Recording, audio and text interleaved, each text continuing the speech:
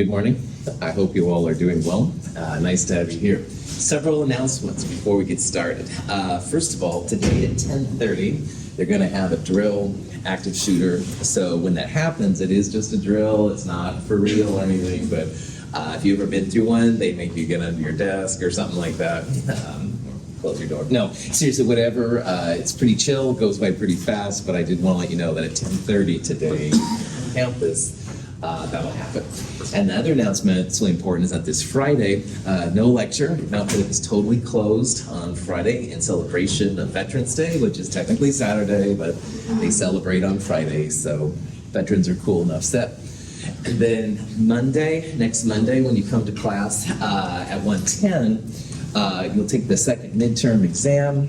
Exam Prep 2 worksheet is up. You'll turn in the unknown chloride lab that we worked on Monday. And we'll start the calorimetry lab. And calorimetry is pretty cool. You definitely want some safety goggles for this one. So if you've got them, definitely bring them along. I've got some you can borrow, but it's always nicer if you can. Today I will start an exam review for exam 2, but of course we don't have Friday. So I wanted to let you know about a video that's available online. And if you have nothing else better to do, and you can throw tomatoes, honestly, at this point at me, but there is an exam 2 review online. And it's like what we'll do for the exam review. I'll have the question, I'll wait a little bit, and then do the answer. If you actually do it, you can pause the video, try the problem, and then see how you do. But it's the same kind of questions and all that kind of jazz. The website is mhchem.org/w/h.htm. That was pretty sloppy. Sorry about that. I will post a link on Discord later today. And if you want, I can send you the link directly if you just email me. It's not a problem. But this would be then like a thorough way to kind of get through it. So, any questions on that? What are the last 4 letters? It's w/h.htm. And Rory, I will send you a link. If anything doesn't work, man, you let me know. Thank you. Yes? And you said it would be a YouTube video that we can watch? Yeah, that's exactly it. I put this little MHChem part on because I change sometimes the videos, Dawson, and the rest of you, if you're curious. So it's not that I don't want you to have the direct YouTube video. It's just that in case I found an error, I can correct it, but I can still keep using this link. All right? Nerd alert. Ben. Is it the same video that you sent me yesterday? Yes, that's right. Exactly. That's exactly it, man. So Ben's already got it. You can also email him if you're intimidated by it. Don't be intimidated. Questions? All right. We left off on Monday talking about what's called a heat of formation. The official name, standard molar enthalpy of formation. And at the end of problem set 5, there's a huge table. And they have all different chemicals. And the second column in that table are these delta HF values. Delta HF is always in kilojoules per mole. And you can see how the numbers can be positive or negative. More of them are negative than positive, but there are some positive ones too. And all of those numbers mean that if you form 1 mole of those compounds, you'll either get energy out, it'll be exothermic, or you've got to add energy in, it's endothermic.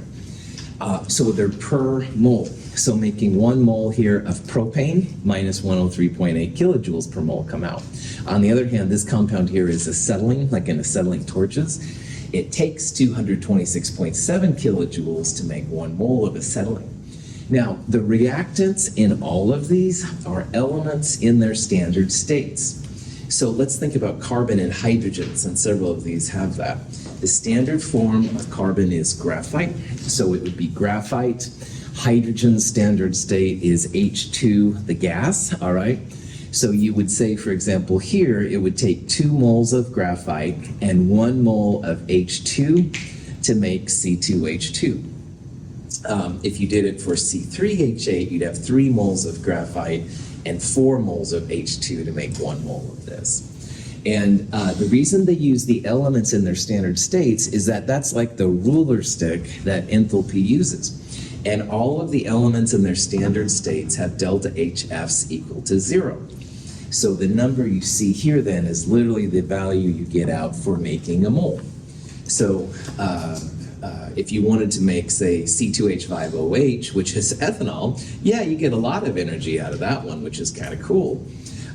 Most of these, as I said, are negative, but there are some positive ones. That's why I use that particular one. You will never have to memorize any of these numbers by any means. It is helpful if you know that these elements in their standard states are zero. So again, for oxygen, that would be O2 gas. That's the normal form that we run into. If you had liquid oxygen, which is used sometimes, or ozone, O3, those are non-standard states. Those would have some non-zero number. You'd have to look those up in the table, all right? But O2 O2 is a gas, H2 is a gas, graphite, that kind of stuff, all zero. So here's an example of how you can find an equation for a compound. And this question says find the equation, the formation equation for making potassium permanganate. And of course you have to know that potassium permanganate is KMnO4. So how you would do this is you'd write 1 mole of product, and that's it, all right? No twos or anything like that. And as we talked about in the problem set, sometimes you'll end up with fractions over here. But because you can only have 1 mole, even I, as your chemistry instructor, can't do anything about it. You must use fractions. Oh, I hate to say that, but it's true. So you must have only 1 mole of product, all right? The reactants will be the elements that go into the compound in their natural states.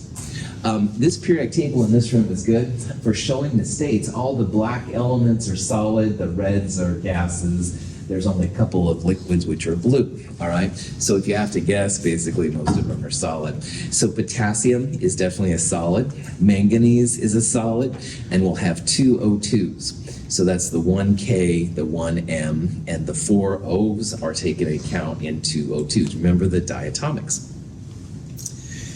In this case, whatever the value was for KMnO4, it would technically be this reaction here, but all the elements are zero, so it's no big deal. KMnO4, when it's in its solid state, it's kind of a cool purple crystal, but in solution in water, it's really neat. It's got this really neat purple kind of tint to it, which is kind of fun. So 1 mole of products, and the reactants are elements in their standard states. Okay, so here's a question you might see. It says, which equation below defines the standard molar enthalpy of formation for methanol, gaseous methanol, all right? Well, there's 2 things to remember on a problem like this, all right? First of all, only 1 mole of product. So number E down here, or E, is not gonna be a player because there's 2 moles of product, all right? And even though I would probably prefer it to get rid of fractions or whatever, it's not gonna fly. So only 1 mole of product. And the other thing is that all the reactants must be elements in their standard states. Is CH4 an element? No, right on. Let's just quick review. Elements are only things on the periodic table, and compounds are mixtures of those elements. So while hydrogen and oxygen are elements, water would be a compound. So this one won't fly, that's a compound. CO, H2O are compounds. It's definitely going to be answer B. What's the 1 or the O2? How many moles of product can you have in a heat of formation? 1. So you must have a 1 right there. Now, is oxygen normally single or double atoms come together? Double. Double, that's right. It's have no fear of, ice clear brew, all right? So you have to write O2 on the reactant side here. So you can see what happens, Ben. 1 oxygen, but oxygen comes in pairs. So 1/2 of 2 would give you the 1 oxygen that you need right there. Yeah, that's a good question. And again, it's not that I like using fractions. As you know, I hate using fractions. But when it comes to heats of formation, I have to follow this too. So because we're forced to have a 1 right there, that's why there's fractions on that. Good question. Other questions? All right. You can use these enthalpies of formation in some really great ways. And we talked about this on the problem set on Monday, but I want to go over this again because it's really important. once in a while in Industrial Tech, the automotive group here, they've contacted me about energies of different fuels. And I look so cool when I give them answers, but really my trick is right here. So you're going to learn all my tricks right here.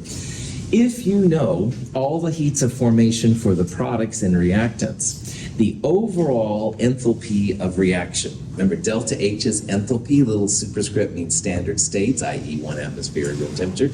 Reaction just means for some generic reaction. The enthalpy of your reaction equals the sum, this is the summation sign in math, the sum of all the product enthalpies minus the sum of all the reactant enthalpies. So if you have a table like that one in problem set 5, which goes on for lots of pages, you can add up all the products and subtract it from all of the reactants to find the different things. Now, if your reaction has a stoichiometry of 2 or 3, each of these delta HFs is per mole. So if you have like 2 moles of CO2 being created, you would multiply the delta HF by 2 in order to do that. This reaction is basically the energy that's gained minus the energy that's spent, all right? But for our purposes, it's delta H products minus delta H reactants. And again, you don't have to know any of these delta HF values. It does help to know the elements are 0, but you can always look them up in that table if you want. So here's an example of how this works. Calcium carbonate can break down to calcium oxide and CO2. And maybe you were curious if you study geology or something, what's the energy? This is what I think of, but I need to get out more. Anyway, we can do this pretty easy, all right? Delta H of products minus delta H of reactants. So if you have a table, you can plug these in. We're going to add up CaO and CO2, and we're going to subtract from it the reactant here, which is calcium carbonate. So it's the delta HF for CaO, with this product, plus the delta HF for CO2. That's the sum of the products. And we're going to subtract from it the sum of the reactants. And there's only one right here, which is calcium carbonate. So at this point, you can look them up in that table. These are the values that pop in there, all right? And again, nothing you have to know/memorize, just look them up. I don't know what they are, you shouldn't either. And anyway, the overall enthalpy for this reaction, positive 177.6 kilojoules. So if you were talking to a geologist after calculating it, would you tell them that you're going to get energy released, or will it take energy to make this happen? What does the sign of delta H tell you? Correct, endo or exothermic is what delta H tells you. Now the sign specifically is what we're going to look at. This has a positive sign. Does that mean we're going to have to put energy into this reaction to make it happen? Or will you get energy out when the reaction happens? That's right. You're going to put energy into the reaction. Positive numbers mean endothermic. Endothermic means you have to add energy to make it happen. So anytime you see a positive delta H or positive Q, any of these kind of things, endothermic, takes energy. So calcium carbonate, to break down to calcium oxide and CO2, you have to add some energy in, 177.6 kilojoules per reaction or per mole of those pieces up there to make it happen. Yeah, since the table we get the numbers from are always kilojoules, so our answer is always going to be kilojoules. That's right. Okay. In our classes, that table will follow us all the way through Chem 223. And if you look online, Donnie, of course, you'll find, I'm sure, tables and calories per gram or something, but don't use those here. Yeah. On the exam, are you going to give us that? Or? You bet. Oh, you are. You bet. You bet. You won't have like the whole table, but I'll give you either the information you need or you can find it or something like that. You bet. So yeah, don't. Again, it is helpful to know that the elements would be 0. And none of these are elements, so you have to look them all up. All right. But good questions. Other questions? All right, here's another example. Methanol reacts with oxygen to make CO2 and water. What kind of reaction is this? Precipitation, acid-base. Acid-base. Acids have H listed first, and bases are usually metal hydroxides. So this isn't an acid and a base. Like if this was an acid, it would say like HCH3O or something like that. Also, the acid-base reaction, precipitation reaction, and gas forming are those double displacement. Combustion was the word I was looking for. Nice job. Yeah, combustion reaction. This is when you have something organic, CH, sometimes O, etc. You're burning it in O2, and you're making CO2 and water. Anyway, we can figure out the energy either given off exothermic or absorbed endothermic for this reaction using delta HF products minus delta HF reactants. But one of those four chemicals in this equation, we don't have to look up in the table. If you do, it won't help you a lot. Which one is it? Oxygen. Oxygen. Yeah, nice job. Oxygen is an element in its standard state. Like oxygen is the normal version that we use. So in this problem, we will have to look up CO2 and water, and we'll look up CH3OH. Now, one more thing. Water has a 2 in front of it, and each of those delta H reactions is per mole. So whatever water is, we're going to multiply it by 2 there in order to make the equation work out.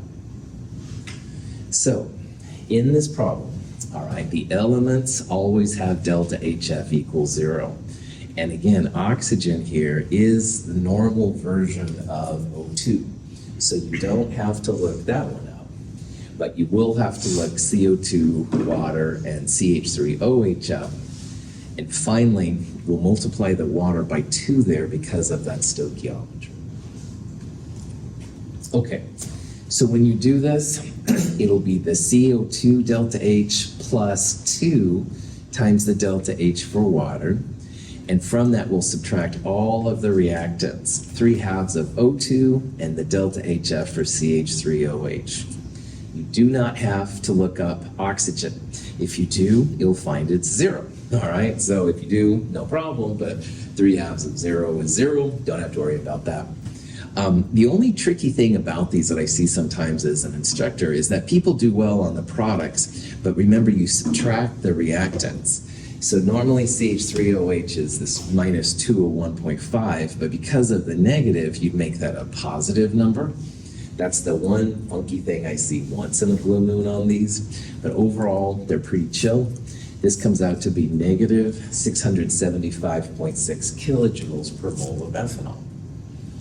Is this reaction exothermic, energy is given off, or endothermic, energy has to be absorbed? Exo, well done. Negative numbers, exothermic. You will feel the heat of this reaction. Most combustion reactions are exothermic. So if you see a combustion reaction, something organic plus O2 making CO2 and water, almost always negative numbers. Okay. So here is a type of problem you might see, all right? It says basically define the standard molar enthalpy of formation for this reaction, which is acetylene, which is also known as ethine. That's what I just got confused. It reacts with hydrogen gas to make ethene. And in this problem, you can see I gave you some delta HFs, but I didn't give you H2. Why is that? Am I a fascist? You don't have to, please don't say that one. But am I a fascist, or is there another reason? 0. It's 0. That's right, it's an element. All right, yeah. It's all right. You can say I'm fascist behind my back or in front of me at this point. Anyway, I don't have to give you H2 because it's an element in its standard state. All right, so if you don't see one, that usually is what it means. All right, I'm not trying to be a jerk or anything. Anyway, so in this problem, products minus reactants, the C2H4, this number, minus all of these, this one's 0, so it's basically minus that one. It comes out to be negative 174.2 kilojoules per mole. Sometimes you'll see kilojoules per mole of reaction. That means in the reaction, you get this much energy out. I find that a little tedious, but if you see it, that's what it means. Questions? Yeah. Okay. Now, next week's lab is called calorimetry, and that's when you actually can measure the heats of reaction and all that kind of stuff. And there are people that work professionally in laboratories, and this is what they do. All right, just like you can send a sample away for analysis to see how much carbon, nitrogen, and stuff like that is in it, there are also people that do nothing but figure out how much energy is given off or absorbed when a particular type of chemical is reacted. The ultimate way to measure calorimetry is what's called a bomb calorimeter. Woo-hoo! And bomb calorimeter sounds kind of cool to my juvenile mind, but all it really is it's a device that's very well insulated, and inside is a whole bunch of water. There's some way to stir the water around, and in the exact middle of the calorimeter is where the reaction happens. So just like some of you in the net ionics lab, you felt the reactions get warm. That was like a type of energy release. Well, in this example, the same chemicals can release energy too. The energy then is absorbed mostly by the water, because water is really good at absorbing energy, and a little bit by the calorimeter itself. These are usually used for combustible chemicals, so things are going to burn, all right, energy sources and stuff like that. Pretty cool. You'll measure the heat that's involved from the reaction, and if you do it right, and I'll show you an example of how this works, you can calculate the delta E. Little explosion just because I'm cheesy. Anyway, it's kind of fun. At Dartmouth, they had a bomb room. They had some super powerful chemicals, and apparently the walls would fall down away from the person, and the ceiling they thought would go up and back down, but there were a bunch of bars on it, so people that were nearby would be okay. That's pretty extreme. I didn't do any of that, but anyway, I always thought that was kind of cool. So anyway, so the bomb calorimeter, to figure out how much energy is released or absorbed, you start off with just regular Q equals MC delta T thing, but for water. Because most of the bomb calorimeter has water in it, so if you know how many grams of water you put in, you can multiply by the specific heat of water.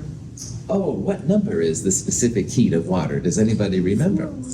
Oh, singing. Oh, my heart goes pitter-patter when I hear that. 4.184, yeah. Please know 4.184 for Monday. All right, that's the only specific heat value I won't give you. I want you to know it. You'll have a cheat sheet. You can put it right on there, man. Okay, 4.184 times the delta T. And we'll assume for this reaction that this is an exothermic reaction, so the final temperature will be greater than the initial temperature, MC delta T, and you're good to go. But in a bomb calorimeter, because they're so interested in how much energy is released, they also have usually some kind of heat capacity for the bomb calorimeter itself. And this is something that makes a bomb calorimeter fancier than honestly what we're going to use next week.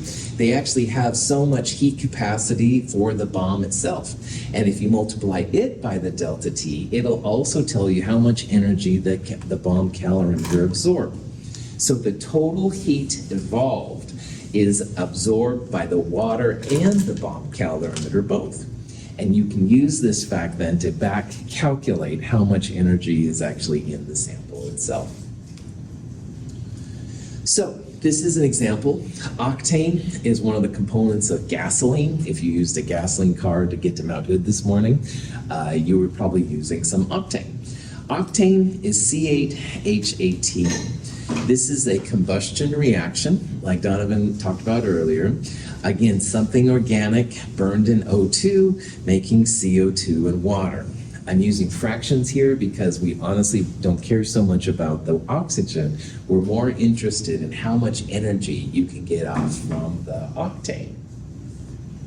This is a picture, by the way, of a more industrial grade bomb calorimeter.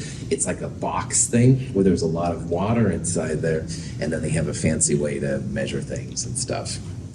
Anyway, let's say that we put 1 gram of octane in our fancy bomb calorimeter, and we see the temperature of the water go from 25 degrees Celsius to 33.20 Celsius. So it went up in temperature. And again, just like you felt the temperature of the test tube getting warm, this is the bomb calorimeter getting warm too. The calorimeter, we'll say, has 1,200 grams of water, which will be important to figure out the heat capacity. We can use this information then to find out how much total energy is going to be absorbed. But in this version, we even know the heat capacity of the bomb calorimeter, 837 joules per Kelvin. So we can use all of this. We'll figure out how much energy was absorbed by the 1 gram of sample, and then we'll figure out how much energy that 1 gram of sample gave off. So what we're going to do first is do an MC delta T. Here's the grams of the water, 4.184. It's going to pop up a lot. Delta T. Now when you figure out the delta T for the temperature, it was final minus initial. And I recorded the temperatures initially in Celsius, but here I'm using Kelvin. Is that okay to do? Yes or no? Yes, good. You're on it, right on it. Yeah, a delta T in Celsius is the same number as a delta T in Kelvin. So even though we recorded the temperatures in Celsius, it's a delta T. I can use Kelvin or Celsius and get away with it. Cool for chemists. Anyway, so either one, delta T in Celsius or Kelvin, you're good. 41,200 joules of energy were absorbed by the water in the bomb calorimeter. But because it's a bomb calorimeter, some of the bomb calorimeter also absorbed some energy. It went beyond the capacity of water. So 837 joules per Kelvin, we can multiply by the same delta T, and the calorimeter itself actually absorbs 6,860 joules. So you can see like there's energy absorbed by the water, and there's also energy absorbed by the bomb calorimeter.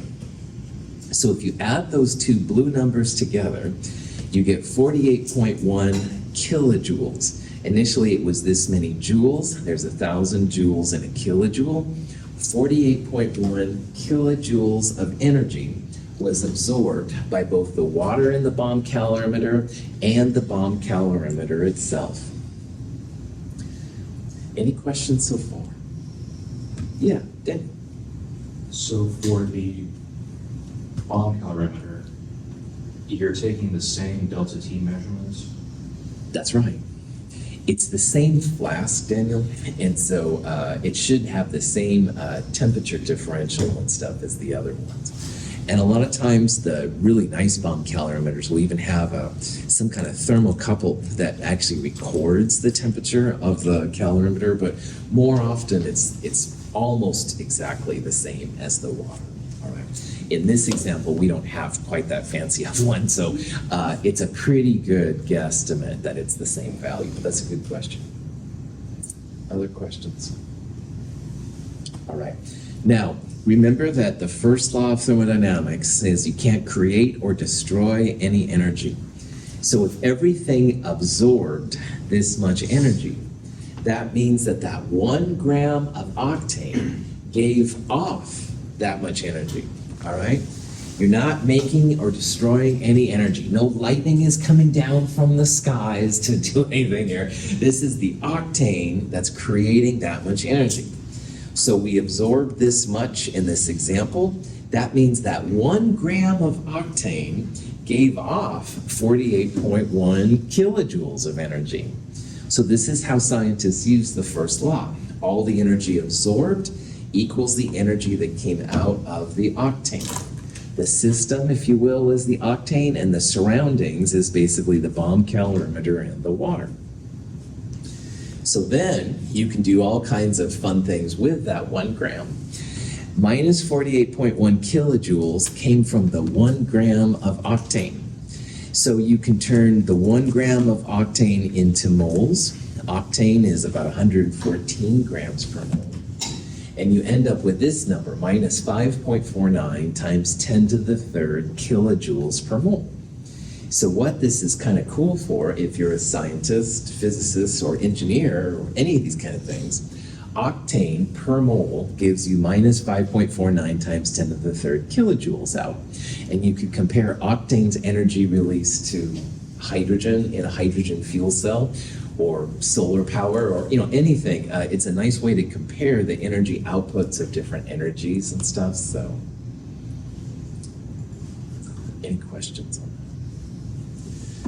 In our lab next week, we don't have a cool bomb calorimeter, sorry, they're kind of expensive. But we have the next best thing, which is insulated coffee cups. Woohoo! So basically styrofoam, a cup in a cup with a cup on top is the kind of corny but effective way that works when you don't have nice bomb calorimeters.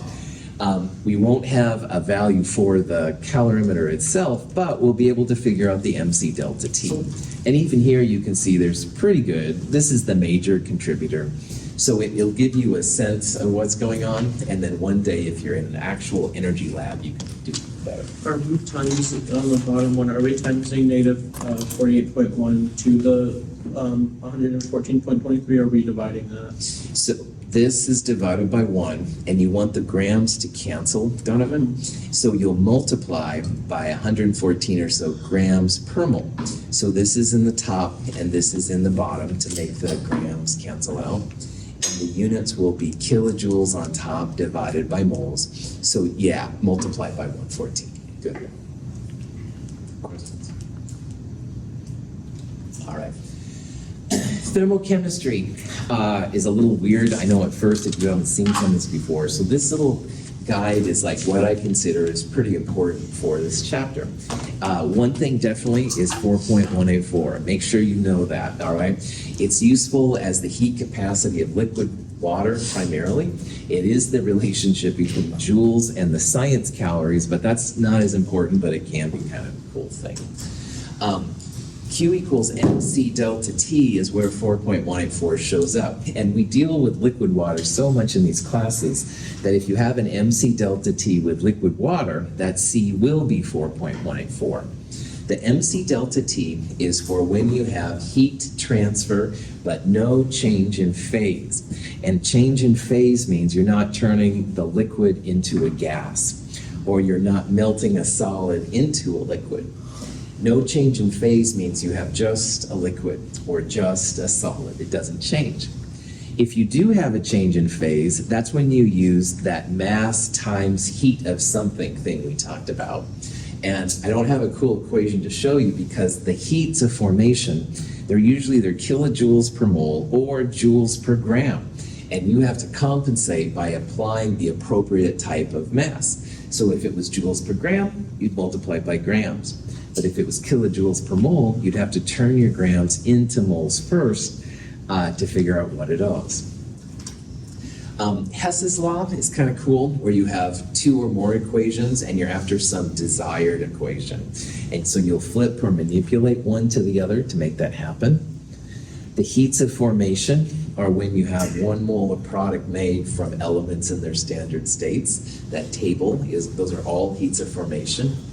And why those are so important is that you can find literally almost any delta H for any reaction.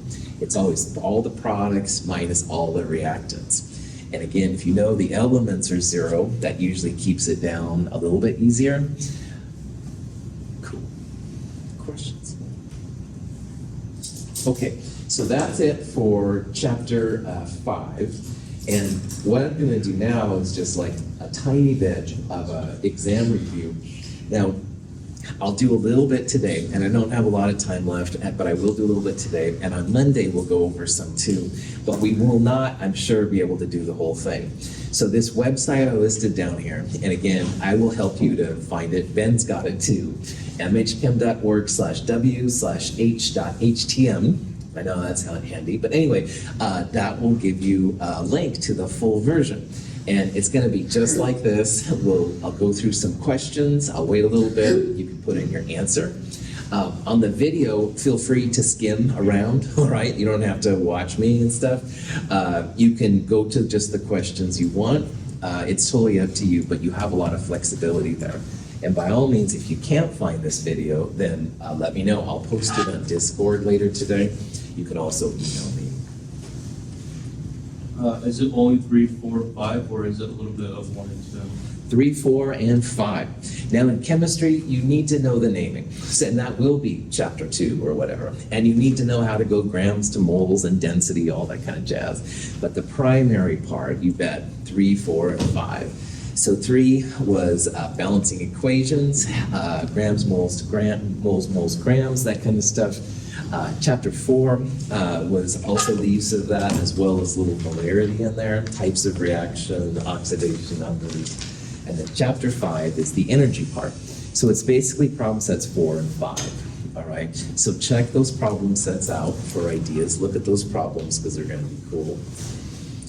When you come to class on Monday, if you have lab on Monday, calculator, certainly important. Something to write with. Note sheets are cool. Exam prep worksheet 2 will be helpful. Quiz 5, the lab we did this week, the unknown chloride lab will be due, and the calorimetry lab was what will start. And if you bring goggles for that, that would be totally cool. Format, almost identical to exam 1. 20 multiple choice questions, 4 short answer questions, about 2 hours in length. There's a sample midterm online. You can totally check that out. The answers are given at the end. I'll return the exam to you the following lab period with a summary sheet kind of saying how you're doing at the time. Questions on any of that kind of stuff?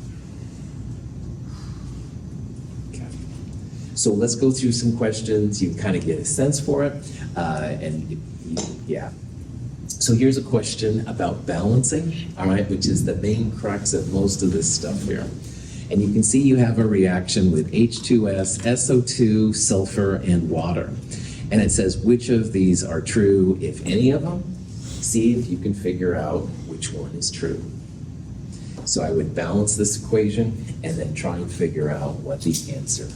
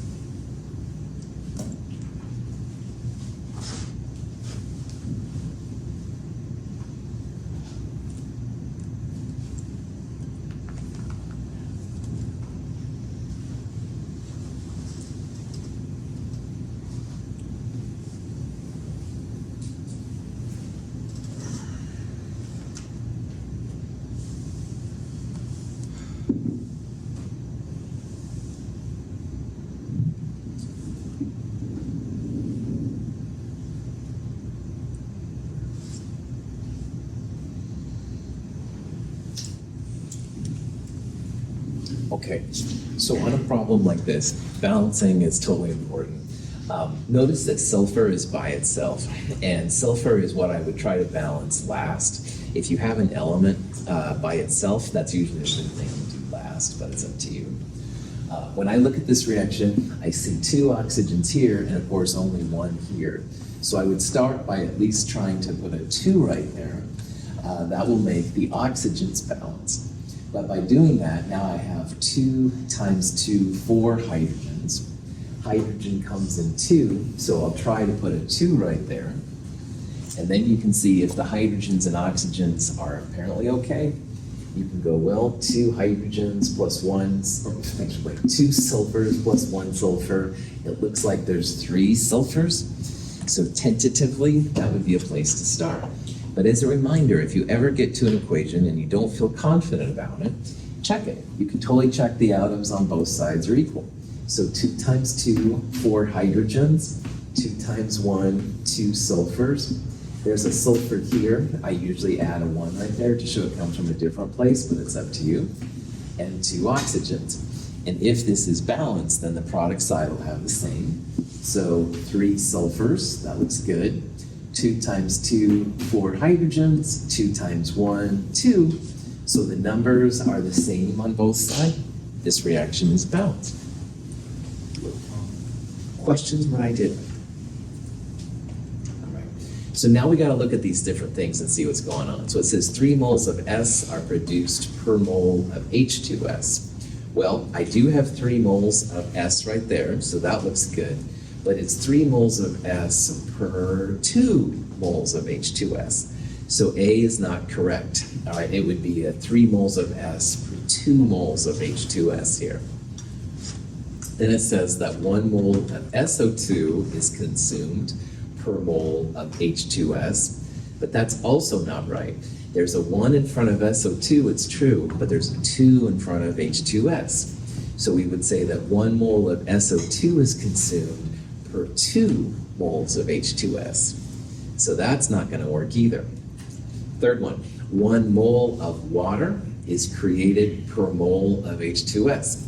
Now initially that looks like a 2 to 2 ratio, all right? But in science we love to break things down to the smallest level possible. So 2 moles of water per 2 moles of H2S can totally be broken down to a 1 mole per 1 mole ratio. So C is definitely correct. It doesn't look like it at first, but again, chemists try and keep things in the smallest denomination. Now, D is something I want to talk about. It says the total number of product moles equals the total number of reactant moles. And that can be kind of deceiving because it feels like it should. Like right here, we're balancing for the elements, all right, and those moles should equal each other. But in the overall stoichiometry, you can see that 3 plus 2, 5 moles of product is certainly not equal to 2 plus 1, 3 moles of reactant. So the total moles of reactants are not equal to the moles of products. The individual atoms are, all right, the elements by themselves, but not the compounds themselves. So this is something I get asked about once in a while. Questions? Cool. So here's one more balancing equation question. It says, what's the balanced equation for the combustion of butane, C4H10? See if you can figure out what it is. Combustions, like we've talked about today, are always something organic. Here's C4H10 plus O2, and CO2 and waters will be the products. So see if you can figure out which of those is correct.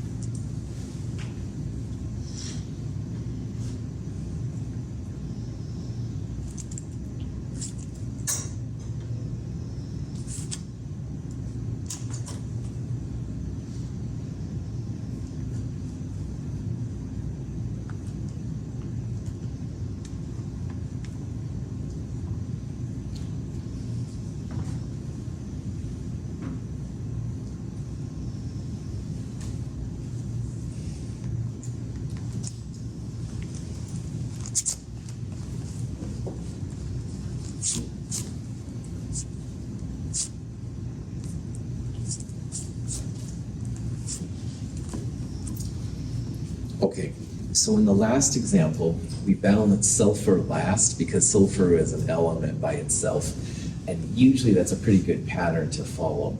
However, the diatomics, have no fear of, ice clear brew, can cause some craziness here, and do realize that we have one here. It's O2, not just oxygen. But anyway, to start this off, all of the carbon ends up as CO2. So 4 carbons here means 4 CO2s will be created. And 10 waters, and water comes in 2s, you can see, we would start off by having a 5 right there. So if you look here at the C, H, and O, you've got right now 4 carbons, you've got 10 hydrogens, 2 oxygens, and on this side, 4 carbons, and you have 8 oxygens here, 10 hydrogens, but you have 5 oxygens here. So water has an odd number of oxygens, and you can see why this can be a problem, because we want to have 8 plus 5, 13, but oxygen comes in 2s. So similar to what we did in the heat of formation reaction, what you'd like to do is go 13 halves here, because 13 halves, when you have 2 oxygens, the 2s would cancel, and then you'd have the right number. But almost all the time, unless it's a heat of formation, you don't want to use fractions. So what that means then is you're going to multiply everything through by 2. So that'll turn your 13 halves into 13, put a 2 in front of C4H10, 4 becomes an 8, and water becomes a 10, which is answer B. All right. So if you see that kind of half thing there, you can initially think about it like if you have 13 oxygens you need, that means 13 halves times 2 would give you the 13. And even though you can't leave it that way, you can then multiply through by 2, which is pretty easy, and get the full value. Any questions on that? Okay, this will be a place we'll stop. Again, no class on Friday. 10:30 there's a drill, so FYI, it just beats as a test drill, not going to be permanent. There is a complete review for all the rest of this. If you can't find the website, email me, I'll send it to you. Have a good day.